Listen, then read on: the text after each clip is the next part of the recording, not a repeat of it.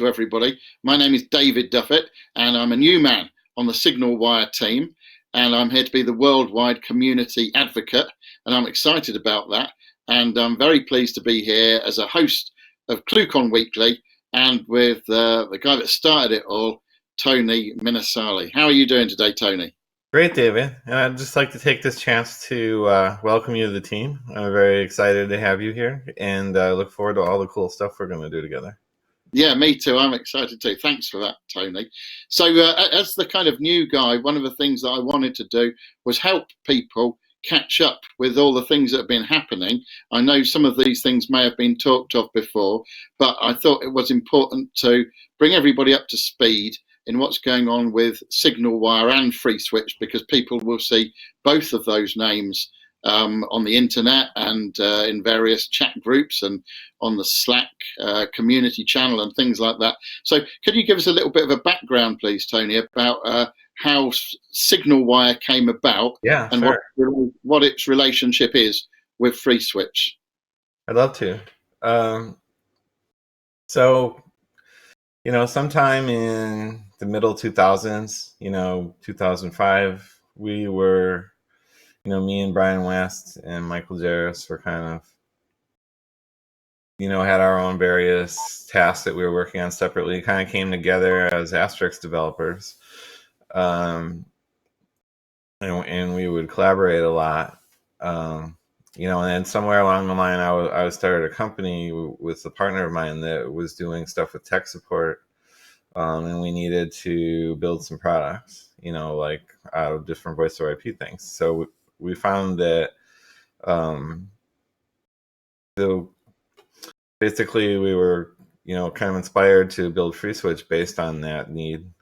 We had a few things that we used Asterisk as well, but there were some just edge cases and some things that drove us into thinking about like a different mentality for how we could host applications. Since at the time, Asterisk is kind of focused on being a PBX and selling hardware, and we kind of wanted this movement to software-defined telecom that we had in our heads of being able to kind of replace all the elements of telecom, not just a PBX, not just like one piece. Like we wanted to actually kind of convert everything to software. So that's kind of what got us into FreeSWITCH. So this is a really long journey, and it kind of starts back then. We thought that maybe we could, build a platform that would solve, the legacy problems that are out there as well as the future problems that we're anticipating. So we started thinking about stuff like transcoding to different rates and being able to do video and transcode the video. And, some of that stuff took a while to actually come to fruition. When we started out, like SIP was super popular, so we put our work into that. And what happened was over time, we realized that, FreeSWITCH started to really blossom based on, like just watering the garden. Like we built up a larger community. Just started out with a couple people on an IRC channel, and odds were kind of against us with the big telco companies, with all their powerful equipment, but we were just kind of using our own beliefs and use cases for why we were building the software. So it's kind of like we were driven by things that we thought would make sense, and trying to kind of, I've had this philosophy that's always extended from Unix. My first computer was a Unix terminal. Like I didn't experience like Windows or Mac or anything until I was kind of weird that way. I just didn't have a computer. So the first time I actually had one in front of me, it was a VT100 terminal. So I've always been like in love with Unix and tried to model FreeSWITCH kind of in that same mentality. And when we brought everything up, we got to a point where there's large enterprises that are starting to use FreeSWITCH to solve real problems. We began just kind of building it for ourselves. The community grew. Now all of a sudden the community is involving like large commercial entities. So the demands that they would have was getting harder to keep up with, because what we realized was that as people wanted to use telephony, the close-knit community that we had developed over the years started to expand. And some of the stuff we were doing was still pretty complicated for ordinary people to be able to master. We started writing books and having a community, and we have like a large community of people, but they all are kind of low level coders, and there's a lot of people out there that are kind of evolving. Lately there's this movement for everything being in the cloud and SaaS model and plugging things into if this then that and that kind of stuff. And all that's happened so far to solve that problem is Twilio, and that they're into their 8th year of kind of being the same. So what happened was, since we had, FreeSWITCH being an open source project, really didn't have like a proper sponsor. Our team went and worked at different places, over the years, who kind of served as a pseudo sponsor, because they would use FreeSWITCH in their products, and they would kind of pay us to work on, whatever they were doing, and that would kind of help foster FreeSWITCH. But we found that we were bouncing around a lot, whatever job we had at the time, and that was fine, but the project was sort of at risk during that time, because all of a sudden we could be out of a job, and then who's going to support this company that has like millions of users at this point? And the age-old problem of the monetization around what is otherwise a healthy open source project. Yeah, and a lot of times this is an interesting topic, because monetizing open source comes up a lot, and something to be careful of is, the reason you build open source in the first place is because you were trying to accelerate the development, and you were trying to make sure that you really kind of have a head start on understanding things at the lowest level, because the kinds of developers that use open source are a lot different than the ones that don't. And it's important to to keep that alive. That was something interesting for me. I've always believed in open source as a business model, which still to this day is not that easy to understand, because some companies, they create a company to make their open source into a commercial product, and all it really is a copy of that open source that it's being hosted for you or something like that. And that's the easy trap to fall into, where, lucky for us, like, FreeSWITCH isn't that cut and dry. Like, you can't just, our company is FreeSWITCH now, like, we're going to make a company out of it, because it's like an engine, and it's a lot of pieces, and it's the platform that you have to sort of build and understand yourself in order to make anything out of it. And I have people like thanking me everywhere I go, about making it easier for them, but they're still like struggling when it comes to scalability. So the line really is, so I have these different things going on in my head. Like, so the open source project is really taking off. It's been around for 15 years. And it kind of doesn't have a primary sponsor other than, we were selling some support. We sell support from FreeSWITCH and the Red Hat model kind of thing, where for those large enterprises that are actually making their company run on FreeSWITCH, they have higher demands for people being able to help them and stuff like that. So that was doing okay. But we were noticing was, sorry, what? I was just going to say, it is amazing that there's a good number of very healthy businesses for whom FreeSWITCH is like the main engine of what they're doing. Yeah, it was more than I even realized. I was kind of distracted writing the code. I've been like, since we started, kind of being the primary author and just kind of pounding through whatever ideas I had, and really kind of took me by surprise too when I started seeing the breadth of the way people were using it. But then, we had this kind of new push for making things easier that were kind of hard to solve with open source, because one of the challenges of open source are that you don't know where or how someone's going to use it. So you have a bigger burden of how to implement things to make them, there's lots of different edge cases and combinations of preferences and things that you'll find that like one man's bug is another man's feature, stuff like that.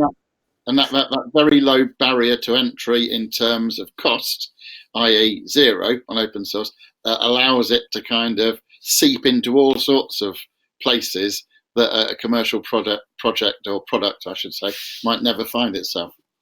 Yeah. Yeah, that's definitely true. And so what we kind of found is that we created this niche where there's really nothing you couldn't do if you understood how to write, C code or load modules or deploy the server. But there's all kinds of other people that are still kind of left behind as far as being able to understand it or to speed up the development, or they're trying to do things over their head, and they have a smaller problem to solve, but like installing their own entire server wasn't always the answer for them. So there's kind of two different categories. Like me, I'm like forever can make anything out of FreeSWITCH. You just give me a problem in a Linux machine, and there's a lot of people like that, which I love those people. That's why we have ClueCon every year. But there's also like the mainstream that is kind of doesn't get to enjoy any of this stuff. So the two ideas that we had were one, we have all these developers in the world that have been sinking their life into kind of working on FreeSWITCH, and they've had different jobs all over the place, different stages of their lives. But they come and go. Like sometimes there's been people we really liked that are part of the community, and then they ended up like switching industries or something because they just couldn't find a job. And so on one side of the coin, it was like, we start a company, we can hire all those people and kind of keep the family together, and also allow us to continue to foster the FreeSWITCH project. And then at the same time, those kind of disenfranchised higher level users who, want to be able to do more than Twilio can do, they also, want it to be easy. Maybe we can solve both problems with one decision. So we figured that if we start SignalWire, they'll give us a way to take like some of the specifics that would make something scale and be able to roll those out into kind of a commercial posture using cloud distributed networking, and simplify the APIs down to, there's security challenges with the open source version. It's not really designed around running anywhere other than on like behind the scenes, so people set FreeSWITCH up, it's usually hidden in front of it with some other stuff in front of it. We wanted to try and expose as much of the powers of manipulating APIs and voice over IP as possible that were in a secure manner. We wanted to eliminate the need for servers. We have like a whole ambition about making serverless architecture so people can just write scripts in like their favorite language and upload them and run them automatically. Yeah, that's one of the things that impresses me a lot is that it sounds like you had a lot of these ideas, many years ago, and you've had to kind of build what you've already built in order to get to the stage of implementing some of the ideas that you had. And the other thing that I think is very clever here is this kind of grow your own parent company, because then that leaves you that started the project in charge. Because as we know, in the case of other open source projects, when that doesn't happen, the door is open for some other body, maybe along the parent line, I can say like a step parent, to come in, who might not have the best interests of the project at heart. Whereas you, in creating SignalWire, kind of grown your own loving parent, if you like. Yeah, I think it was like the right decision for us. We've had offers in the past, like people wanted to become our primary sponsor, but they wanted to like acquire everything, and who knows what would happen with that. And we had, people wanting to change a bunch of stuff. And you never know, it might work out. Someone like MySQL is happily in the arms of Oracle now or whatever. But for us, it was kind of like we like to do things with, kind of driven by the way the wind's blowing with the technology and stuff. And we wanted to make sure that we could keep FreeSWITCH around, no matter what we do commercially, just like anyone else in the world. Like we use FreeSWITCH as part of SignalWire, but SignalWire isn't just commercial FreeSWITCH in any way. It's Yeah, in fact, do you think you could spend a few minutes, Tony, just explaining? So we know that SignalWire is a company, and you've given us the good reasons for putting that in place. But could you spend a little time explaining the technical differences between SignalWire and FreeSWITCH, please? Yeah. So FreeSWITCH is sort of like, the best way to describe it is kind of the engine of your car or whatever. Like, it's very powerful. It comes kind of a default configuration that allow you to test it and use it, and it takes on the appearance of basically anything you want. It's a building block to kind of mature into other things. So it can be a PBX, it can be a soft switch, so you can carry like thousands of calls between point A and point B, or delivering out to ISP traffic. You can make it into a hosting platform where you run like voice menus. When you go into the video side, it can transplant video in real Yeah, time. and And, what this platform we're on is an excellent example of just that, isn't it? yes. So it's kind of like, it allows you to do things like create podcasts and broadcast them and save them to MP4 files. And like, that's an entire different direction of stuff, but it's all kind of toolkit, right? Like, you can build whatever you want from it, but it's very low level building blocks. So SignalWire, on the other hand, just harnesses some of those powers, and is kind of the rest of the car. Where we have the first stage of development of SignalWire, we've created the ability to manage call flows and create SMS messages in and out, and also to do some of the stuff that Twilio already has, kind of as a familiar on-ramp for people that may understand that stuff. Because this is kind of a crossover now. We're trying to reach out our community to people that are beyond like our ordinary audience of FreeSWITCH, and say like your Twilio audience, kind of two different groups. But there are people that kind of cross over into both of them. A lot of, like old Twilio customers would constantly use FreeSWITCH as the onboarding point. They'd bring all their calls into their FreeSWITCH using Twilio or whatever.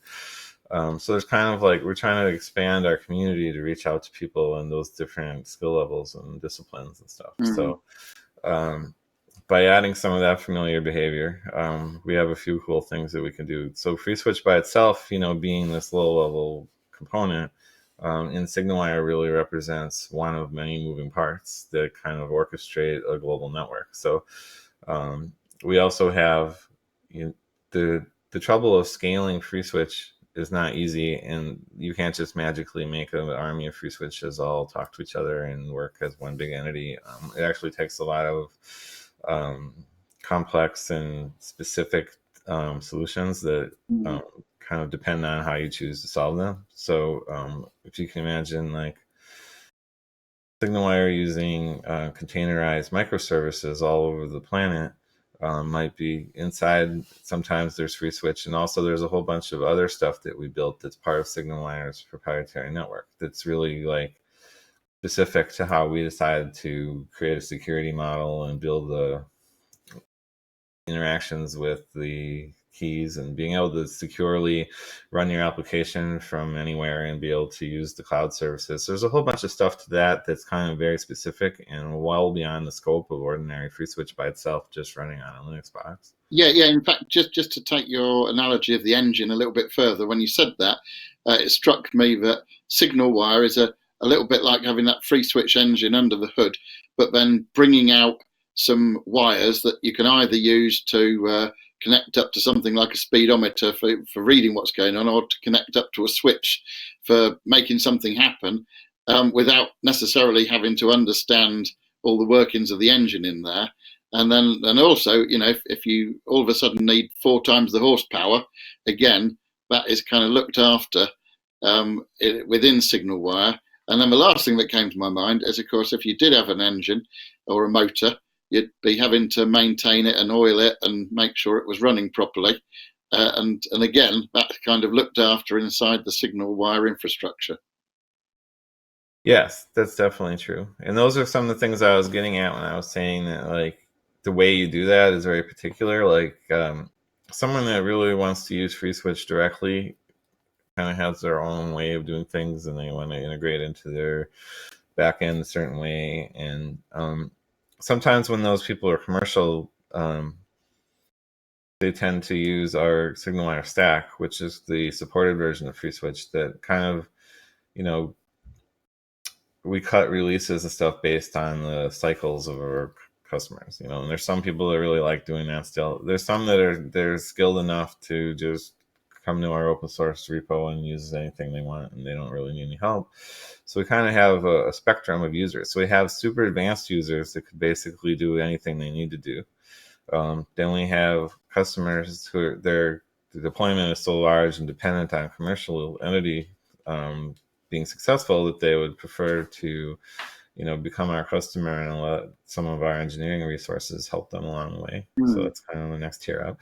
And then we have those that don't even want to think about it at all, and they just want to be able to control the raw resources. And that's kind of what the SignalWire Cloud is all about, making it so that you can focus on.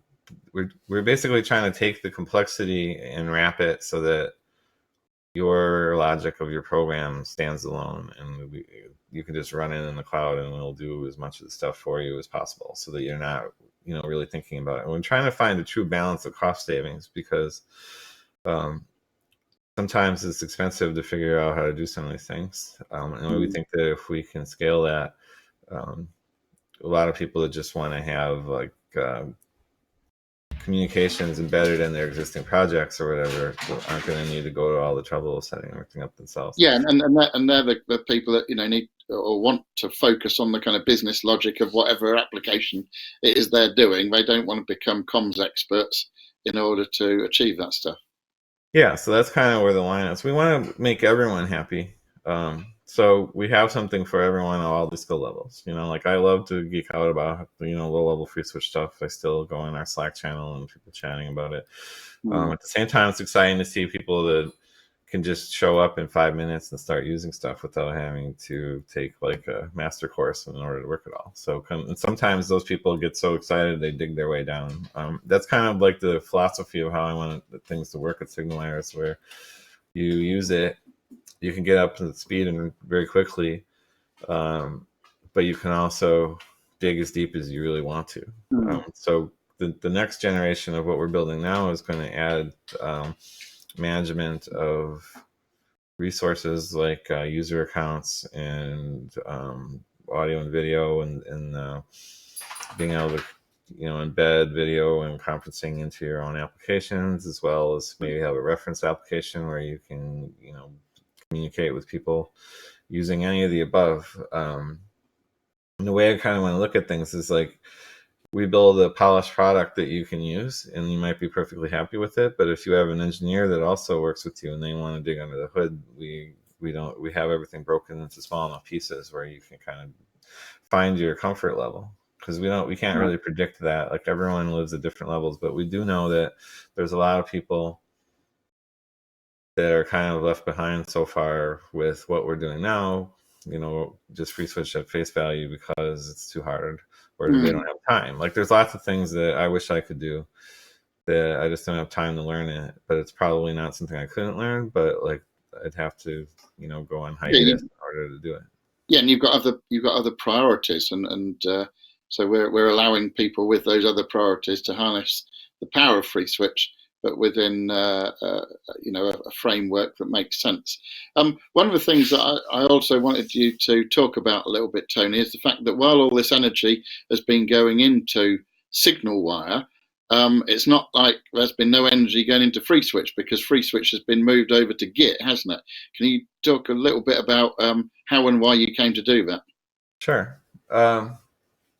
So we had for a long time, I think we started out using Subversion on our own servers. And somewhere along the line, we switched to our own Git server. From there, we ended up on Atlassian's, I think they call it Bitbucket now, but it was called something else when we first got it. They gave us, you know, an open source license, so we kind of hosted our own system for a pretty long time. And along the way, we decided it might be a good idea to be on GitHub, as it was a central place, and there's just a wide adoption, and developers already had accounts there anyway. And we tried doing it at one point, but it actually had a physical limitation somehow. Like, the way Git works, it was we had a double author commit somewhere along the line, which is no. I don't know. I'm not that great at Git, just enough to write code and commit. But if the more you know about Git, the more you realize it's got a bunch of idiosyncrasies, and one of them is something to do with you can't only have one author and a commit, but yet you still can have more, but you can't. And I don't know which one is right. But depending on what version of Git, like some things choke on that, and the one on GitHub definitely does. And we had that, and we also had kind of this era where I was basically the sole custodian of the code, following all the problems, being able to fix everything as much as I could, looking over the pull requests. And I had like a couple of people helping me. Obviously Brian and Mike have been there from day one. But at the time when we decided to start SignalWire, I was basically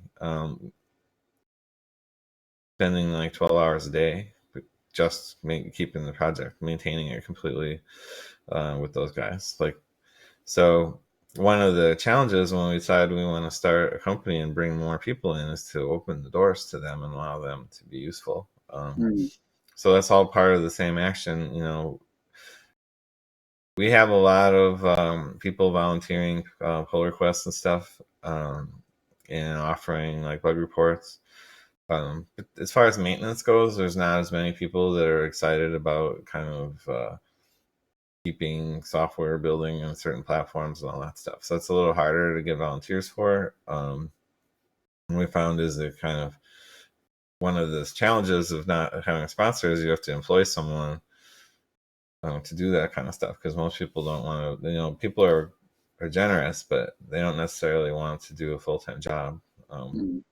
Just to help open source projects stay alive. So it's understandable, but in order to pull that off, we have to actually employ people to do some of these things. And by becoming our own sponsor, that's sort of the whole point, right? So SignalWire can devote some of its resources to employing people to maintain the project. And another reason that putting on GitHub is easier is so that they can do that. But as essential management.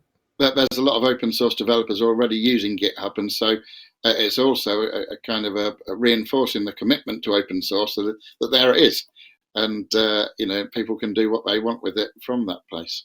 Yeah, and that gives us kind of like a way for our paid employees and the open source community to collaborate on the code base by putting it there, and it makes it a little easier for us to manage. GitHub sort of pulled ahead of Atlassian as far as the great quality stuff and capabilities of the web-based platform. And there's all kinds of analytics built in. When I imported it, I saw for the first time like how many commits I've done, and it's like I was really surprised. It's like endlessly for like 10, 15 years in a row.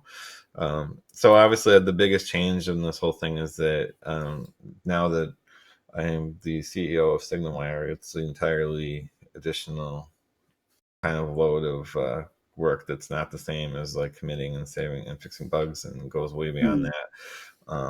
And so I have to scale myself, and that's kind of one of the reasons we started the company. So we have really great people at SignalWire now who help maintain the project and look after all the pull requests, and they bring some of them to me once in a while, but I don't have to perpetually work on it completely by myself, which is really kind of the number one time sink, was having that burden to do all that stuff. And it's great now.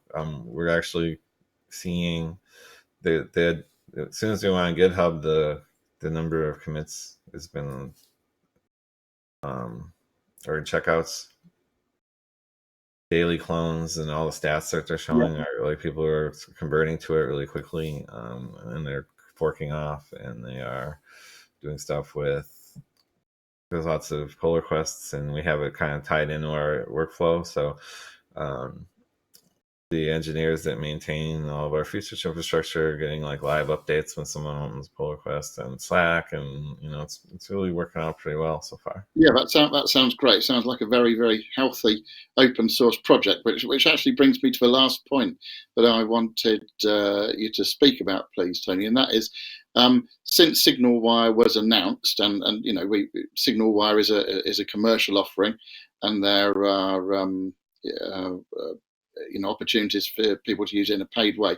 But I think there was a certain amount of maybe skepticism in the open source community about that. And what I wanted to ask you was, if you're just a regular user of open source FreeSWITCH, will you notice any differences going forwards, or will FreeSWITCH just be the same as it always was for a regular open source user that's not paying for anything? They're just going to GitHub.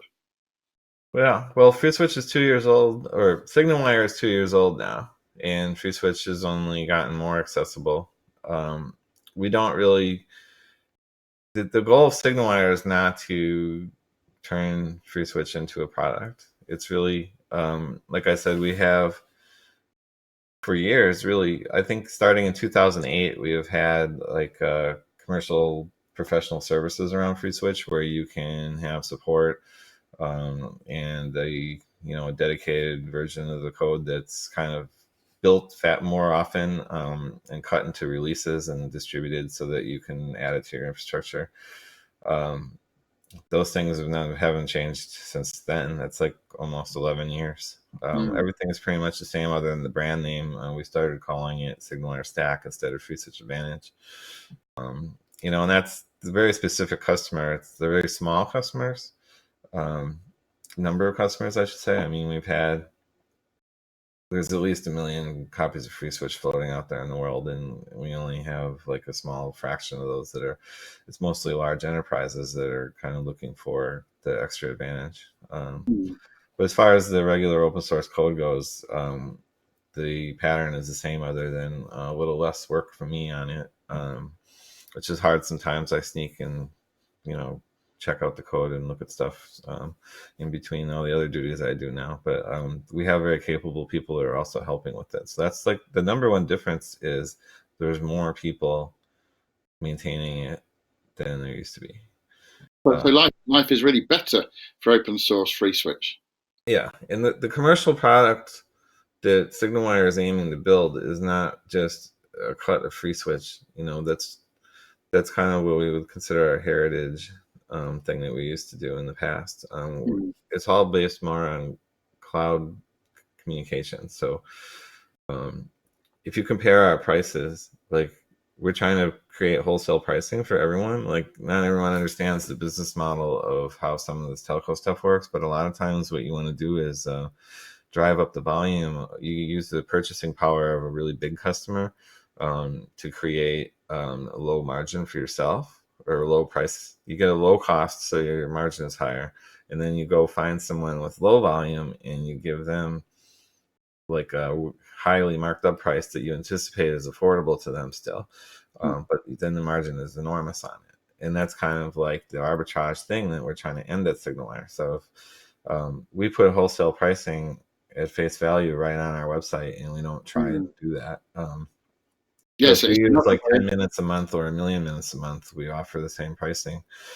And that's just on those basic commodity services, because we're trying to make those commodity services available to people. We're not trying to build a business around that specifically, because there's a lot more to the application layer and being able to host and build products and create your own embedded video and all these other things that are just kind of side effects.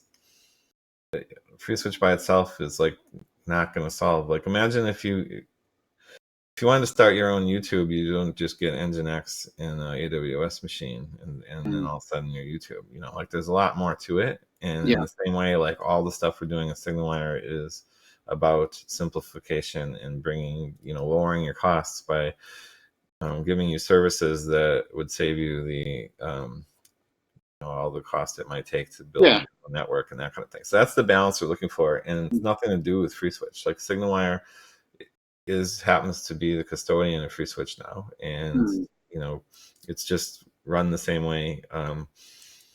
We have, like I said, a niche amount of customers when it comes to like pro services on FreeSWITCH, and we're really trying to move away from that by simplifying things so that we don't even need to have commercial FreeSWITCH in the first place ever, because if you choose to use SignalWire, it's entirely different paradigm than like building things yourself out of open source. And so we plan on balancing it in that way. Okay, one very specific thing I just wanted you to address, and that is, as you know, I was the asterisk guy for a long time, and when SignalWire came out, one of the kind of rumors I heard is that FreeSWITCH users might not get bug fixes in a timely manner because they would be held up for only SignalWire people to start with. Is there any truth in that, or is that just some rumor that was perpetuated by somebody that didn't know what they were talking about? Yeah, there's a lot of stuff like that I hear. If someone reports a bug on GitHub, we fix it and commit it right away. The difference on the commercial side is that when we make releases and how we help people, that's the difference. So if you imagine, if you have just like a endless list of people looking for help in specific things and being driven in a certain direction, and you only have like 5 or 6 people to service them, it's kind of like having like a really busy grocery store and there's only one checkout lane, and it gets really overwhelming. So the only difference is people misconstrue the fact that we have that commercial professional services releases around timely built on the release cycle of the actual businesses with reporting secretly or something like that, with the commits and whatnot. And it's not like that. You can see it through the history, and we've had regular releases of 1.8 came out. Yeah, last ClueCon, and then we had 110 in this most recent one. I mean, in there. Certainly by some measures, since SignalWire has been around, it looks like things have actually accelerated for FreeSWITCH open source. Because we have all those other people. One of like trying to make a commercial version of FreeSWITCH isn't really a viable business. We're like our own worst enemy because it's like a tough sell when they're like, FreeSWITCH already works, so I don't need to buy your support. Right? Because we like to fix things. So that's really not. It's like an okay business model for if we would have to go pretty much full bore, take everything away, and like trying to make a physical product out of FreeSWITCH, and it would be a small amount of people that would want it in the first place. Disenfranchise all the open source users, and that's not something we wanted to do. So the products we're focused on have nothing to do with like just straight up like 1-to-1 ratio with FreeSWITCH. Everything in SignalWire, there's entire code repositories of things that make SignalWire that have nothing to do with FreeSWITCH. They're completely separate code bases. FreeSWITCH is one of the components in there, and we might have different builds from different time periods and stuff like that, but we don't really we don't see a future in trying to force FreeSWITCH into being some kind of thing you have to buy. Great. Well, I'm sure that's going to be very reassuring to people if they have heard any of those unfounded rumors out there. Well, Tony, it's kind of like imagine like, and I know this is, remember the famous controversy a couple of weeks ago with Sangoma, like telling you when the open source lets you down, we have commercial solutions for you and stuff like that. And that whole topic is interesting to me because, of course, that we get kind of these things you're talking about sort of fall into that same category. And it's kind of interesting because if you're trying to build a product and you're a commercial entity and you have a really decent amount of cash flow and you're leveraging open source, if you're really, really capable and have all the skills in the world and all you're doing is pulling the code, like that's why we made it available, and you can do that if you want, and it's like exciting to see everyone that succeeds from it. But if you also need the open source to be your kind of production funnel, let's say, and this is not just FreeSWITCH, but any open source, like if your company uses someone else's open source project sort of as one of the components where you're literally like pulling from them every time there's a new release and benefiting from every inch of it, it's helpful to support them. And that's true with, you know, Asterisk and Sangoma and Postgres or anybody, like really. So there's a balance there. And trying to figure out that messaging sometimes comes out wrong, I guess. Like if you're Sangoma and got in trouble for saying that. I think what they're really trying to say was, if you're making a company out of some of the stuff and you want to make sure that it's working, the open source is never going to give you that because it's a more academic practice. Mm. You know, when I make stuff in FreeSWITCH, I just like split it out and I code it as fast as I can, and it's probably broken at first and it takes a really long time to mature, and that's the part of the fun, you know. Like, but if you're a company, sometimes like you're expecting perfect stuff to come out all the time. So I think that's the difference. Like any open source project that has a commercial arm, they're only doing that so they can like actually figure out how to harden better. Because the WebRTC is a good example. Google made an open source project called WebRTC, and it's like basically an academic exercise, and it's like really challenging to build stuff out of. Like if they ever had a commercial version of it, which was supported, which might even be all the same stuff, only someone's helping you and giving it to you that works every time, like I'm sure that they would have people that chose that path because they wouldn't want to be winging it themselves, which is not easy.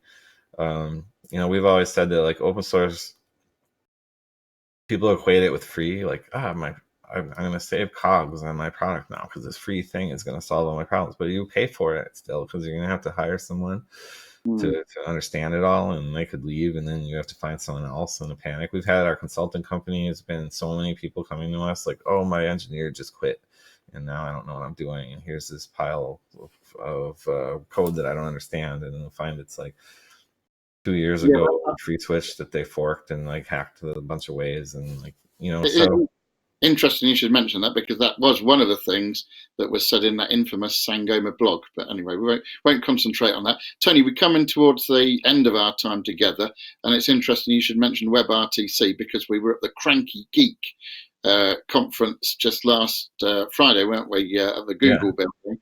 And I managed to wrangle a few of the folk there into doing future ClueCon Weeklies, because our focus here is always to talk to interesting people about interesting stuff. And today has been no exception. I think it's been great that you've been able to clarify some of the things going on with SignalWire and with FreeSWITCH. Is there anything you would like to say before we clear down?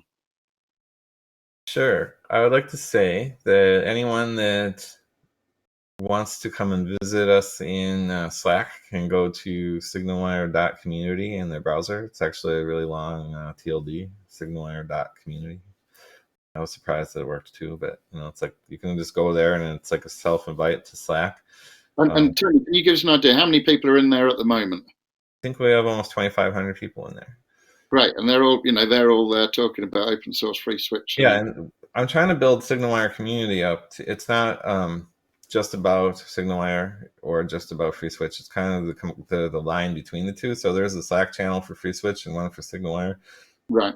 There's a FreeSWITCH developers channel. There's also kind of like a features thing for SignalWire. So it's like some of the things you can do already is we made a module in FreeSWITCH that auto binds to your SignalWire account. So if you're using it for service, say you're getting phone numbers or minutes or whatever from us, it'll just automatically configure itself, and that's going to expand. I'm hoping to have some other like built-in free features one day, like to manage some of your FreeSWITCH resources from the UI of SignalWire and stuff like that. But we need some more time for engineers to figure out their existing roadmaps. But we got the first cut of that out, and it can configure itself for routing calls and stuff. I want to add text messaging soon. And yeah, we have some other open source projects on our GitHub. So like github.com/SignalWire has the entire FreeSWITCH release in there, all the clients for the various languages for some of our experimental new APIs. They allow you to kind of, if you ever used ESL before, it's kind of like the steroids automatic, more scalable equivalent of ESL called Relay. which is designed specifically to not require any specific infrastructure. So you can just kind of run it from your favorite Linux prompt. We have some ideas to make serverless version of that soon. So you kind of just code things in your favorite language with the logic surrounding what happens when someone calls you or texts you, and not having to worry about anything other than That in itself, that the relay API, that is massive, really, isn't it? It's so different to what's gone before it. Yeah, we had this, REST APIs have been done over and over again, and there's still a use case for REST when you're doing transactional stuff. So we haven't abandoned it, but we've augmented any things that require real time with a new kind of API interface that registers itself as an app handler for, receiving calls or texts or whatever, and then you can write callback functions that wake up whenever you receive a call or whatever. And it's kind of, regular ESL has been around for a really long time, and it runs on backend on your server. And it mostly can only run on localhost because it doesn't really have any security. So Relay is kind of like a self-scaling, open API that you can write stuff on, and then the consumption is just based on our super affordable minutes. We're not trying to gouge for 10x the price like some guys are. So, that's just kind of where we're starting, and then we have some more stuff coming out in our open source side. We can maybe talk about it at one of the future times we catch up. But yes, I'm sure they'll be. We announced, we had a couple episodes ago. We were talking about the RIP protocol, and that's something that's still maturing, but we want to be like one of the first reference implementations of that.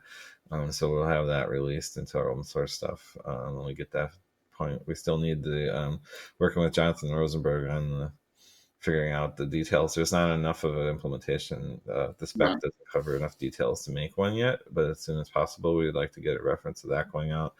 And we have some plans to have some open source components to help defeat robocalling.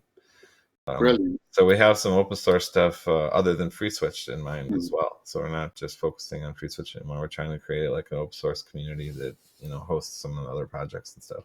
Sounds like there's a lot going on. Yep. So that's kind of what the point was. We wanted to take things to the next level, and we're working as hard as we can.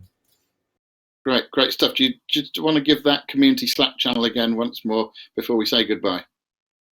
Yeah, that's SignalWire.community, and that will join you automatically into all the channels. You just type in your email address, and it will invite you.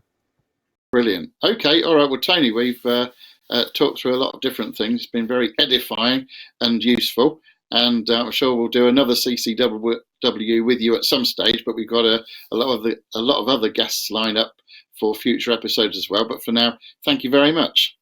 Yes, and thank you. I know you've been a guest in the past, and it's great to see you take on this role. Like, it's like a dream come true to be able to get you as part of our family. So welcome again. You're too kind, Tony. Thank you very much.